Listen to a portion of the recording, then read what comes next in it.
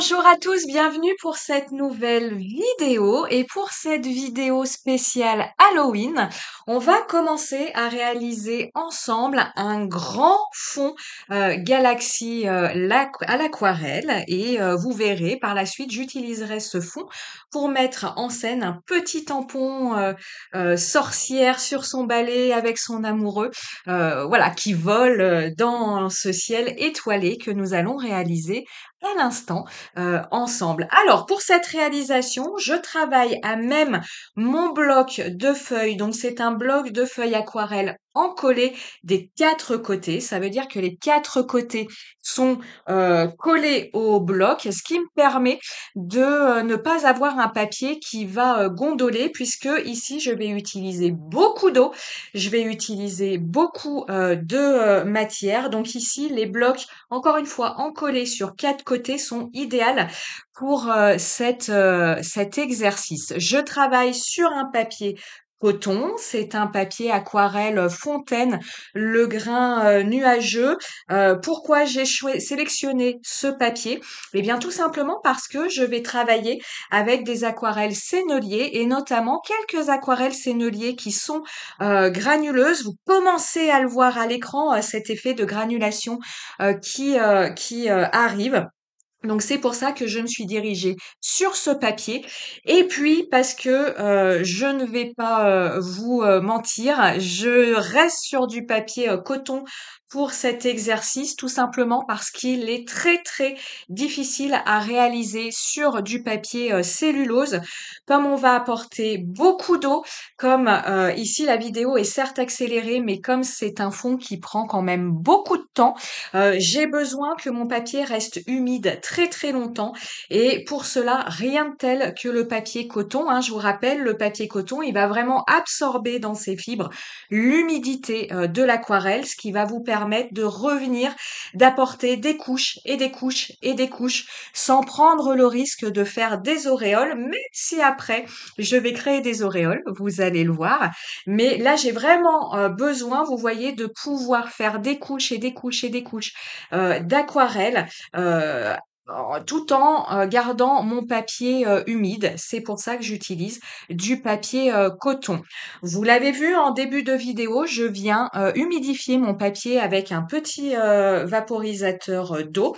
C'est voilà pour me permettre de travailler avec les fusions de couleurs et je vais partir dans un premier temps du centre pour aller vers l'extérieur et dans un second temps, c'est ce que je fais ici, de l'extérieur pour aller vers le centre pour travailler mes fusions de couleurs. Donc ici au niveau de ma galaxie, j'ai choisi de réaliser un centre plutôt rose qui va après tirer vers le violet, vers le bleu pour finir vers le noir.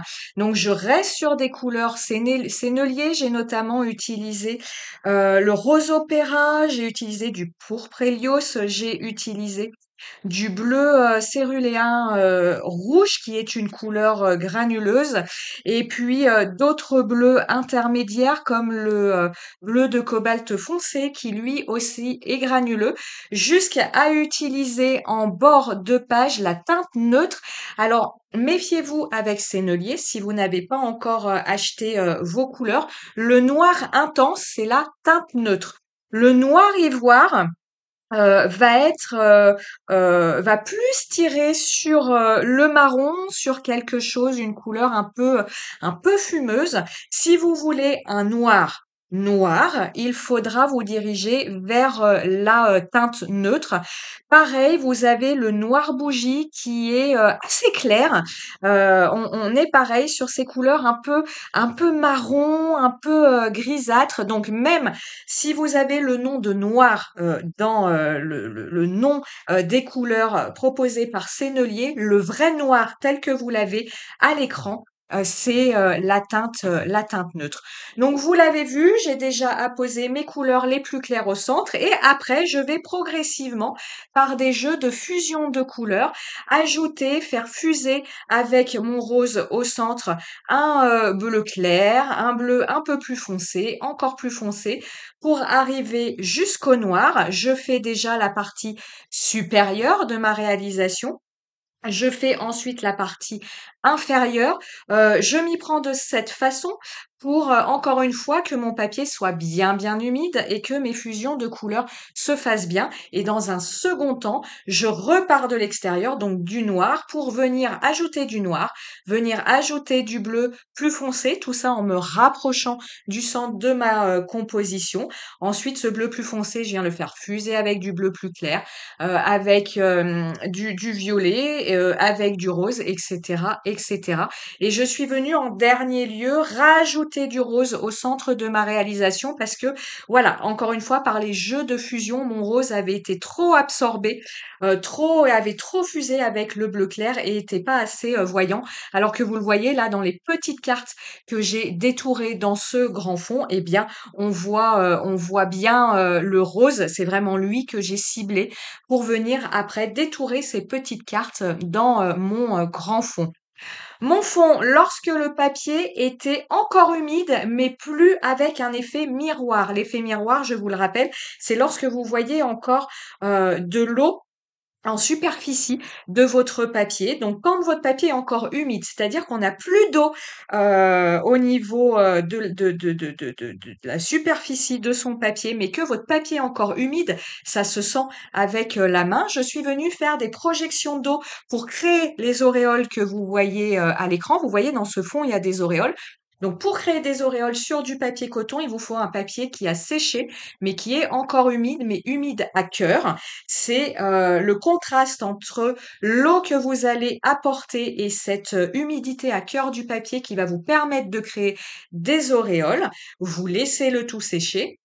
Et en dernier lieu, vous venez réaliser des projections au marqueur acrylique blanc, ce qui vous permet comme ça d'avoir la réalisation de nos petites étoiles au niveau de notre galaxie. Une fois que tout a bien séché, je suis venue avec un die timbre de Holland Create. Je suis venue détourer trois petites cartes, mais vous voyez, je ne suis venue utiliser ici qu'une partie du die. Si vous connaissez ce die, vous avez pu voir que c'est un die en forme rectangulaire qui est beaucoup plus grand. Ici, j'en ai enlevé un tiers à chaque fois. Je suis à chaque fois venue utiliser la même partie de ce die. Et puis, au niveau de la partie que je ne suis pas venue utiliser de cette découpe, eh bien, pour pas avoir une découpe droite faite au ciseau ou au massicot, je suis venue prendre mon die. Vous remontrez la vidéo. Je suis venue poser le die sur mon rebord de carte et je suis venue avec un crayon de papier, eh bien, faire le contour de mon die. Hein. C'est des contours assez ciselés au niveau des die Holland Create. Et après, je suis venue tout simplement avec une paire de ciseaux découper mon contour en suivant la trace que j'avais réalisée au crayon de papier. Donc un grand fond dans lequel j'ai découpé 3 petites cartes et ici pour cette réalisation, je vais venir utiliser un de ces fonds. Au niveau du fond, vous l'avez vu, je suis venue ajouter des motifs lune avec une pâte Nuvo qui est une colorisation un petit peu bleu foncé métallisé. Je suis venue choisir une couleur qui s'accordait avec mon fond, mais ne l'oubliez pas, si vous n'avez pas cette pâte Nuvo, n'hésitez pas à prendre une pâte de texture blanche ou transparente, n'importe laquelle. Vous venez y ajouter des poudres aquarellables, donc des poudres Magicals, Nuvo, Vaubruchot, peu importe. Et vous venez comme ça créer une pâte colorée avec une teinte qui sera assortie à votre réalisation. Ça, je vous en ai parlé dans une dernière vidéo sur ma chaîne YouTube qui était voilà des petites astuces de comment réaliser des pâtes personnalisées, des pâtes avec une couleur personnalisée assortie à notre réalisation avec voilà juste une pâte de texture et puis nos poudres aquarellables. Alors ce tampon c'est un tampon de notre fée du scrap. Donc vous voyez cette petite sorcière qui part faire une petite balade avec son amoureux. Son amoureux là il est au top. Hein, vous avez vu le sourire qu'il a. Ce tampon, je ne voulais pas montrer dans la vidéo, mais je suis venue en premier lieu le tamponner sur un papier aquarelle, puisqu'ici, vous le voyez, j'utilise mes aquarelles. Mais le souci que j'ai eu et que j'ai un petit peu ici, c'est que vous voyez, ce tampon a beaucoup de zones noires et sur du papier aquarelle, ces grandes zones noires ne s'imprimaient pas du tout. C'était une vraie catastrophe. Et tout repasser avec du stylo noir sur du papier aquarelle j'avais choisi du papier aquarelle un petit peu à grains. Ça aurait pas été du tout pratique hein, de repasser un coup de stylo sur du papier à grains. Ça fait des traits pas droits, ça fait des traits un peu épais. Si je suis repassée sur mon papier aquarelle Florence grain lisse, vous voyez le tamponnage est pas forcément nickel nickel, en tout cas sur les zones de noir, mais comme ici je suis sur un papier lisse, eh bien je n'aurai aucune difficulté à venir combler ces trous avec un feutre noir. Ça, ce sera plus tard dans la vidéo. Alors, pareil, je vous l'ai déjà dit, j'aurais pu utiliser une une planche à tamponner, une plateforme à tamponner pour faire plusieurs tamponnages et avoir quelque chose de plus net. Mais c'est un outil que j'aime pas trop parce que à force de répéter un même tamponnage au même endroit, les traits s'épaississent. Et je trouve justement que dans toute cette petite série de personnages de notre fait du scrap, ce qui est vachement sympa, c'est que les traits des personnages sont justement très très fins. Donc, je ne voulais pas les épaissir avec cet outil qui est la plateforme de tamponnage. C'est pour ça que j'ai préféré passer sur ce papier et pouvoir après faire des retouches au feutre et avec des petits stylos noirs si il manquait des traits ici ou là. Alors, ma colorisation, je continue avec mes aquarelles sennelier. Ici, c'est une colorisation très très simple parce qu'au final, on a beaucoup de couleur peau.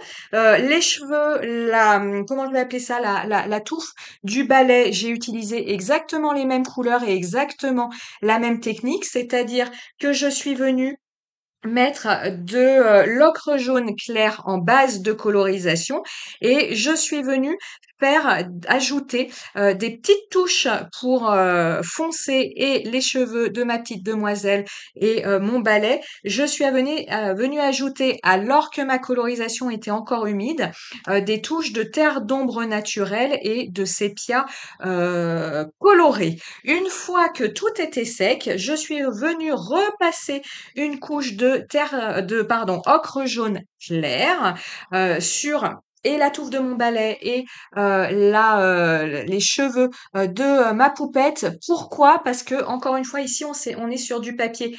Certes à dénomination aquarelle, mais qui est plutôt du papier mix média. Et au niveau de ma colorisation, j'avais un peu des traces, ce qui me déplaisait. Donc, une des façons d'atténuer, non pas d'effacer, mais d'atténuer ces traces, c'est de venir comme ça, une fois que votre aquarelle a séché, revenir repasser une couleur, alors ici ma couleur la plus claire dessus et c'est venu un petit peu lisser tout ça. Alors vous l'avez vu, donc comme je vous disais, je suis venue avec un feutre, donc c'est un feutre Faber-Castell, un Pit Artist. Je suis venue recoloriser le petit chapeau de ma demoiselle, les cheveux et le costume de son amoureux et je suis venue au niveau de mon détourage, au niveau du tampon, je suis venue repasser avec ce même stylo la tranche de mon tampon uniquement là où j'avais une colorisation en noir, c'est-à-dire uniquement au niveau du chapeau, uniquement au niveau des cheveux et du costume de mon petit garçon. Pourquoi? Bah, tout simplement parce que je voulais un effet bien noir au niveau de ces éléments-là et je voulais quelque chose de beaucoup plus doux au niveau, de la couleur peau et si j'avais colorisé ma tranche en noir, là où on a le visage, les bras, de mes personnages, j'aurais eu quelque chose de plus ombré, quelque chose d'un petit peu plus, dur et de fait de moins contrasté. Donc c'est pour ça que j'ai choisi ici de juste passer la tranche de mon tamponnage et de mon détourage là où il y avait du noir. Alors là, je bricole. Je vous ai pas enlevé le petit morceau de la vidéo. Je bricole, c'est pour mettre mon titre. Au début, je voulais mettre mon titre sur un petit, là c'est un petit die fait du scrap, un petit die tag qui est tout mignon. Je voulais mettre mon titre, donc c'est 31 octobre, c'est un petit tampon Show and Flowers de l'année dernière.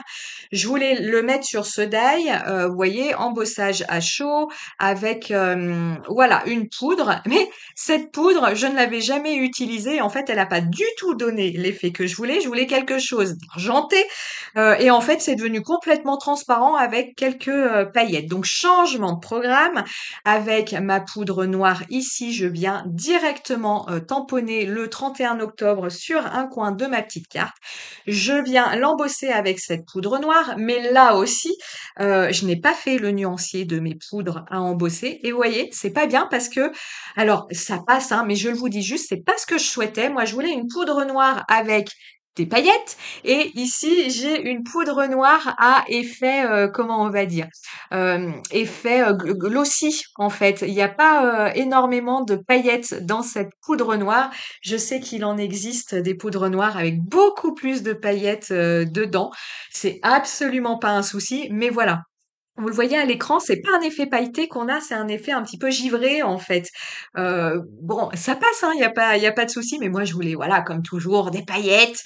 Et ben je ne les aurais pas ici. Donc j'ai choisi, une fois que j'avais embossé mon titre, je me suis dit, bon, on peut en rajouter un petit peu ailleurs de l'embossage. Donc j'en ai mis sur mon chapeau et sur le costume de mon personnage. Et vous voyez ici, j'ai utilisé un stylo Versamark qui nous permet de mettre de l'encre de façon beaucoup plus précise qu'avec notre pad d'encre et c'est comme ça que j'ai pu mettre de l'encre et bien sur l'ensemble du costume de mon petit bonhomme et sur l'ensemble du chapeau de ma jeune fille. Voilà des petites touches de stylo gel blanc ici ou là et ma petite carte d'Halloween est enfin terminée. J'espère que cette vidéo vous aura plu, vous aura comme toujours donné l'envie de réaliser plein de petites choses et moi je vous dis à très très bientôt. Ciao ciao.